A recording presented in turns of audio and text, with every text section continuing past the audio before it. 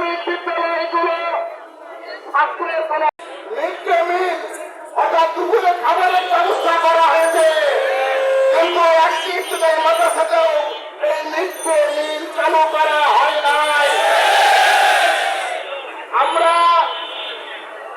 যা দেখতে পাচ্ছি, যদি এই স্কুলের মাদ্রাসাগুলোকে বাঁচিয়ে রাখতে হয় তাহলে অবশ্যই এই মাদ্রাসাগুলোকে জাতীয়করণ করতে হবে।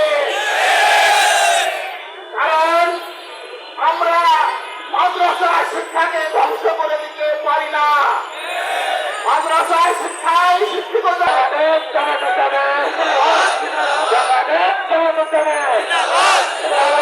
পক্ষ থেকে